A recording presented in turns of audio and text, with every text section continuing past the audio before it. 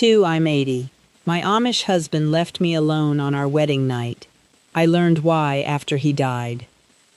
The lamp is still burning when I hear his boots cross the porch, one heel dragging just a little. Then the latch lifts and the door shuts behind him without a word. The room is cold enough that my fingers ache around the edge of the quilt, but my face is hot. So hot. I'm sitting on a black walnut bed with a carved acorn on the left post, wearing a white nightdress my mother hemmed by hand, and I can still feel one stiff blue thread scratching the inside of my wrist. Outside, a horse shifts in the barn. The leather harness rings once, then nothing. I wait for him to come back. I tell myself he's checking the stove, or speaking to his brother, or praying because he's nervous. But the third stair from the top always creaks, and that night it doesn't. That's the thing nobody tells you. Silence has a shape when you're trapped inside it. I remember thinking I must have done something wrong before I'd even done anything at all. No, wait. That thought came later, near dawn, when the lamp had gone out and the room smelled like cold wax. He never explained why he left me there. Not that night. Not the next morning. Not in the 56 years we shared after it. I learned the truth 3 days after we buried him. I was 79 years old. Quick pause. My name is Sarah, and this is Rebecca AmishWomen. If these stories stay with you, if they make you feel less alone, subscribe. It's free, and it lets me keep telling them. Tell me in the comments, what silence did you mistake for your own fault? A super chat or membership says these voices are worth hearing. That keeps this going. Now, back to what happened. In our Ordnung, the rules that mattered most were rarely written where a girl could read them. The men spoke of modesty, obedience, and keeping the marriage bed pure, but no one told us what happened inside that purity, or how two frightened people were meant to become one without losing themselves. I learned the rule by watching. When Aunt Lydia came to washing day with a split lip and said she'd walked into the pantry door, every woman kept rubbing shirts against the washboard. Nobody looked up. That was the lesson. A good wife carried private pain so quietly that even the spoons stayed still in the drawer. The shocking part wasn't my ignorance. The women preparing me knew almost nothing too. They had recipes for mustard pickles down to the half teaspoon, but for marriage they gave me one sentence. Be willing, and God will make it right. That's the thing nobody tells you. Silence can be handed down like a family quilt, each woman adding her own careful stitch. It lived in the smallest things. A mother lowering her voice when a child asked where babies came from. A bishop's wife sliding an anatomy page back beneath a stack of seed catalogs as if paper itself could blush. At 14, I once asked Mama why Cousin Anna cried every Sunday after her wedding. Mama pinched the edge of her apron between two fingers and said, "Some doors belong to the Lord." I nearly asked which doors. I could feel the question behind my teeth, sharp as a sunflower shell, but Anna was standing by the pump with her face turned away, and I swallowed it. Questions weren't punished with shouting. They were punished with pity, with a long look across the supper table, with someone saying you had a restless spirit. I'd seen what happened to Leah when she asked too much. Women stopped choosing the chair beside her at quilting, so when my own wedding came, I carried my questions into it folded small, like notes I never meant to send. My older sister Miriam tried to prepare me 3 weeks before the wedding. We were snapping beans on Mama's back step, the green ends dropping into a chipped cream bowl, with one brown flower painted near the rim. Miriam said 13 words. I counted them later, because that's what scared girls do when they can't sleep. Don't fight him, Sarah. It hurts less when you don't make him ashamed. Then she picked up another bean. That was all. My friend Ruth gave me a jar of lavender salve and wouldn't meet my eyes. Eli's brother Amos took him behind the harness shed, but whatever he said didn't make Eli braver. I know that now. We walked toward the same locked room, Each told the other had the key. Eli was 23. No, 24. I always get that wrong because his birthday came 9 days before the wedding, and Mama baked him a shoofly pie with the middle still soft. I'd known Eli since I was 16, though known is a generous word for the way we were allowed to know anyone. We spoke after singings with 6 other people close enough to hear us breathe. He had a quiet laugh that arrived late, like he had to ask permission before letting it out, and he always saved the corner piece of apple cake for his youngest sister, Clara. Once, after my father's mare threw a shoe in sleet, Eli walked 2 miles with his tools in a feed sack. He never mentioned it again. That kindness mattered to me. I loved him. I think I loved him. I don't know if I knew what love was yet, but I trusted the way he handled frightened animals. He never pulled hard on the reins. Still, in the week before our wedding, he kept tugging at the seam of his left sleeve until the thread came loose, and when I reached to tuck it back, he flinched so fast my hand froze between us. The women prepared food for 200 people and prepared me with almost nothing. On Thursday, Ruth helped starch my white cape and whispered, "You'll understand after." Miriam packed folded cloths into the bottom drawer of my new chest, beneath 2 towels embroidered with blue tulips. Nobody said what the cloths were for. Nobody told me I could speak, pause, ask, or change my mind. And nobody asked what Eli had been told. 2 nights before the wedding, I heard him outside the summer kitchen talking to Amos, and caught only 4 words. "I can't do that." Amos answered, "You have to try." I remember, yes, 2 nights before, because Friday was hog butchering at the Yoders, and the yard smelled of smoke. I told myself they were speaking about the farm. By Saturday evening, with rice still caught in the folds of my cape, I knew they hadn't been. The room is smaller than I remember, and colder than it should be for October. A kerosene lamp sits on the washstand, its glass chimney clouded on one side, where someone wiped it with a greasy thumb. The bed is black walnut, high enough that my heels barely touch the braided rug, and the quilt beneath my palms has tiny raised knots that press half-moons into my skin. I'm wearing the white nightdress Mama made, buttoned to my throat, with that stiff blue thread scratching my wrist. Outside, a buggy rolls past on the road, wheels crunching over dry stone. Then a dog barks twice near the Miller place. Eli stands by the door in his stocking feet. He has taken off his coat, but not his suspenders, and his right hand keeps opening and closing against his thigh. He studies the floorboards as if they might tell him what to do. The lamp gives a little hiss. Neither of us moves. He says, "Sarah, just my name." I wait, and the cold creeps through the soles of my feet. He rubs his thumb across the scar below his left knuckle, back and forth, hard enough to turn the skin white. I ask, "Are you ill?" He shakes his head, then nods, then shakes it again. "I don't know," he says. His breath comes high in his chest, not like a man eager for his bride, but like the mare when thunder trapped her against the barn wall.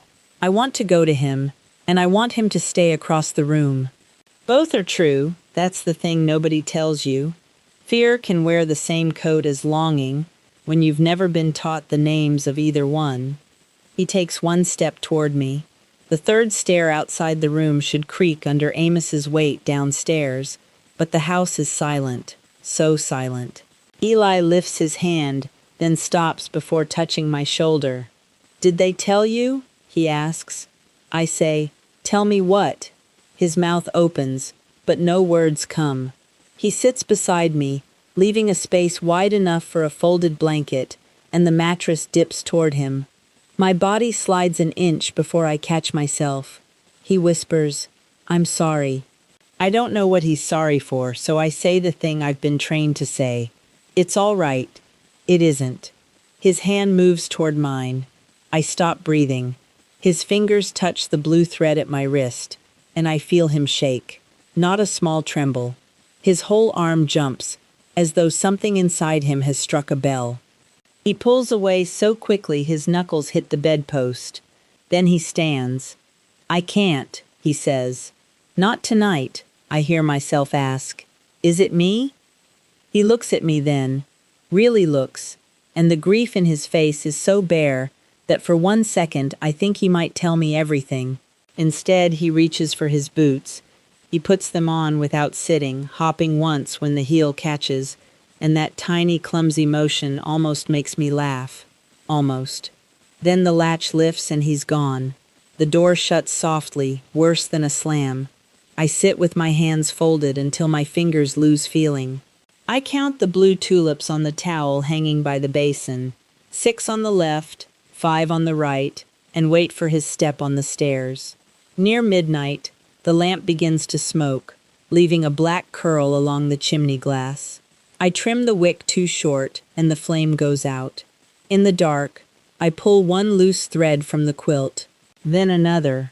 By dawn, there's a pale little nest in my lap. Eli returns when the rooster gives its second call.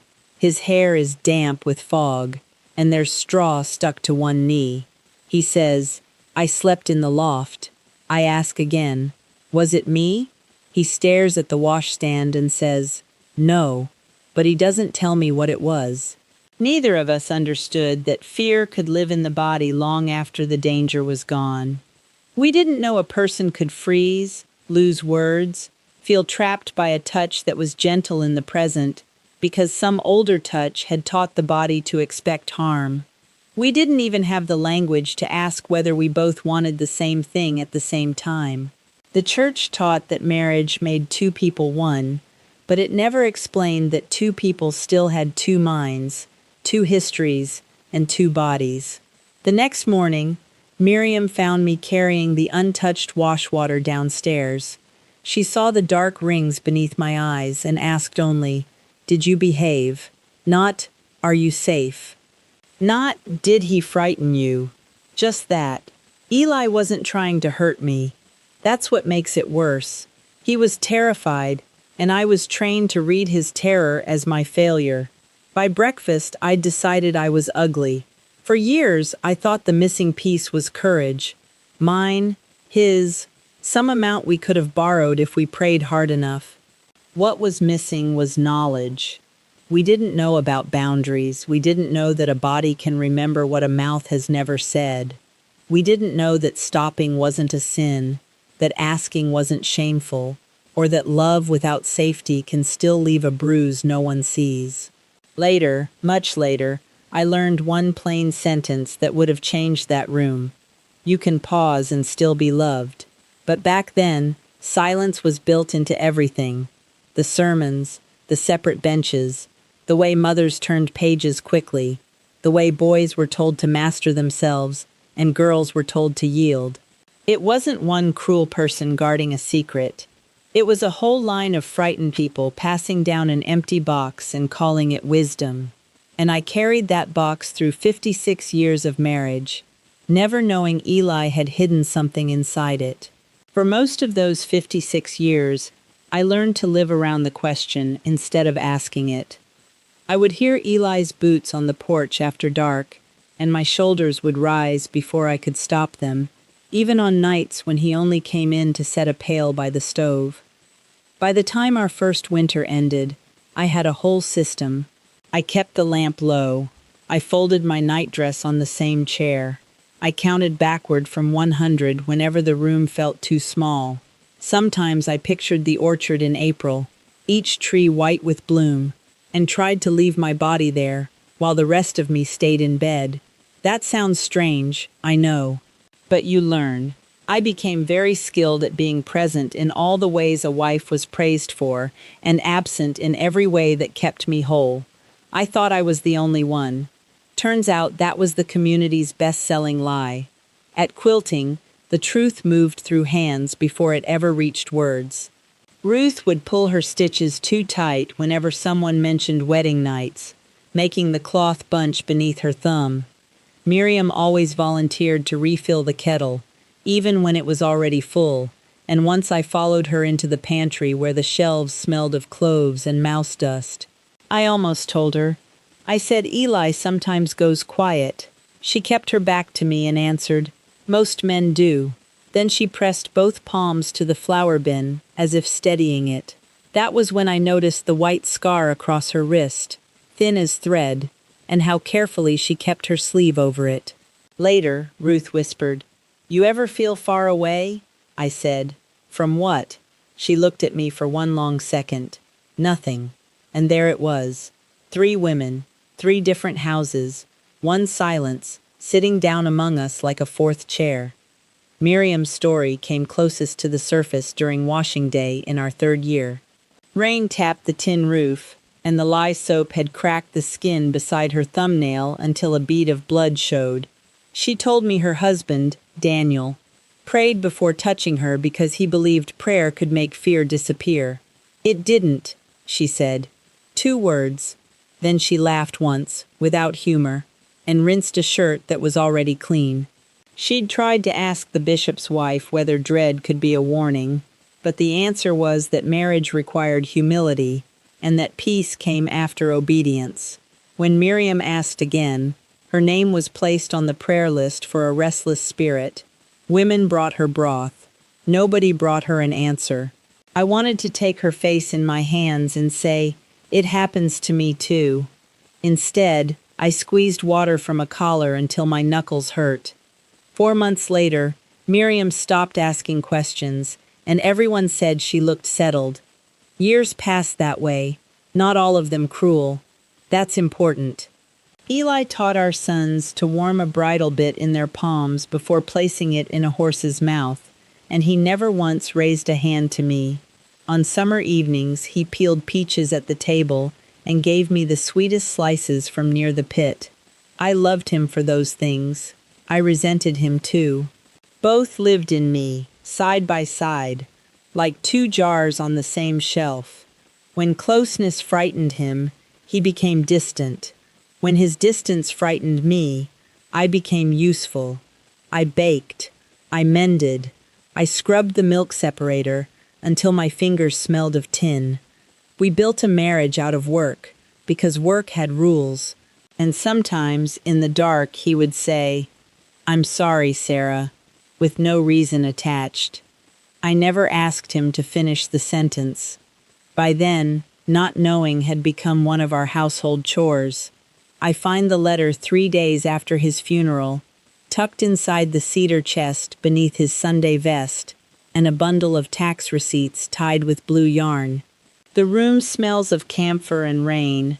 My hands are stiff from opening sympathy cards, and when I see my name on the envelope, written in Eli's careful block letters, my left knee gives against the bed frame.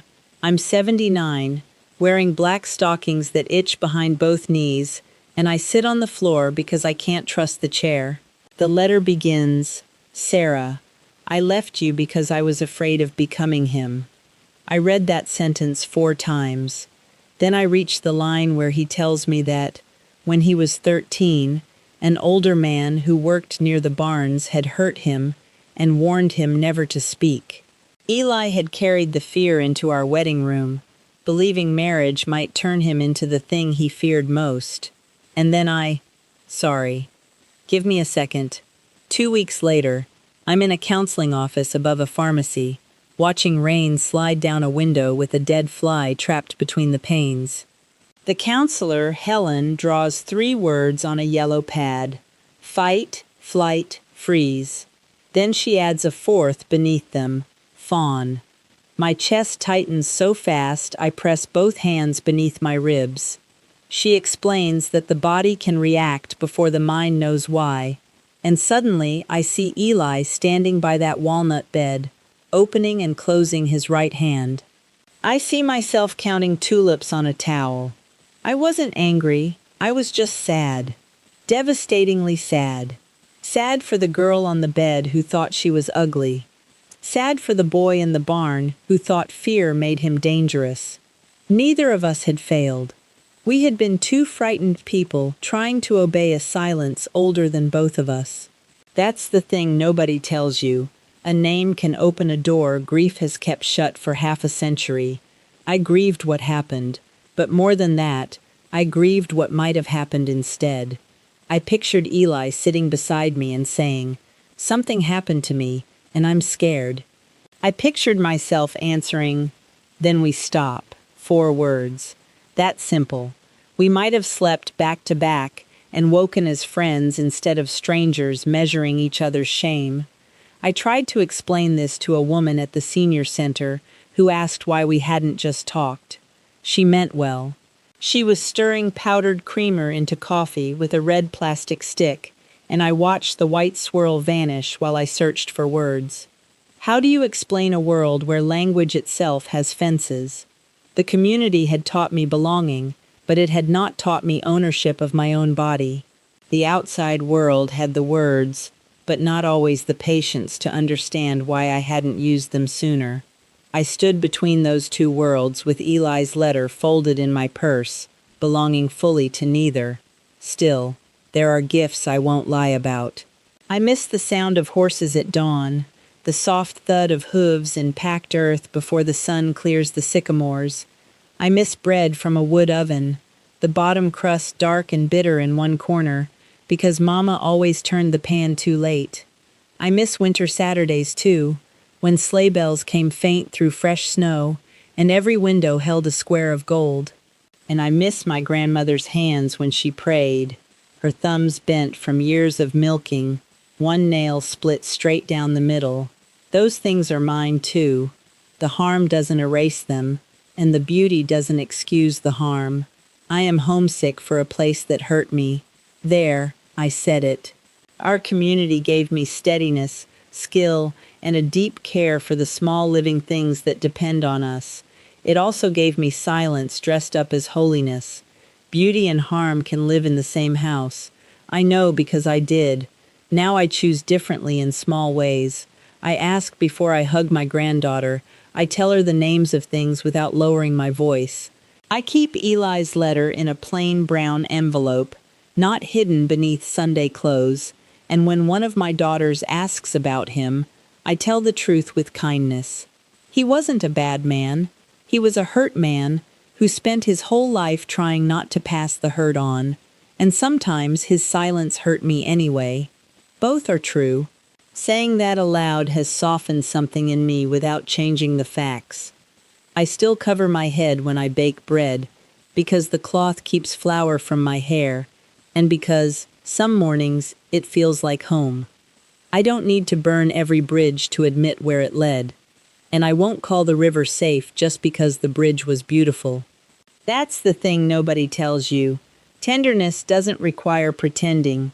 If you grew up somewhere your own body was kept from you like something dangerous, I see you. If you learned obedience before you learned choice, I see you. You survived something, and surviving is enough. You are not broken. Your confusion may be the first honest thing your body has been allowed to say. To the one still inside, quietly wondering whether your fear means anything, it does. To the one who left and misses the smell of home so badly, it makes you doubt yourself. Missing it doesn't mean you were wrong to go. To the one thinking about leaving, you're allowed to move slowly. To the one who's married and only now finding words for old dread, it isn't too late to speak. To the one who recognized herself a few minutes ago and had to look away from the screen, breathe.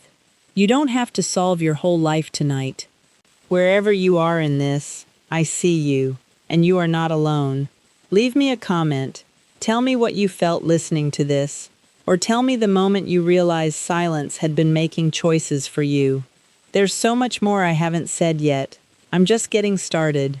There are stories I haven't been brave enough to tell, but I'm getting closer. This is Rebecca Amish Homie, and if you want to stay for stories that name what families and communities sometimes can't, subscribe and come sit with me again. And to the members and Super Chat family, you're the reason the next story gets told. If you want to be part of that, the door is always open. I'm 80 now. Some mornings, I still wake before dawn and listen for Eli's boots on the porch, and for one breath I forget he's gone. Then I remember the letter. I remember the boy he was. I remember the girl I was. and I forgive them both for not knowing the words. Your body was never the price of belonging.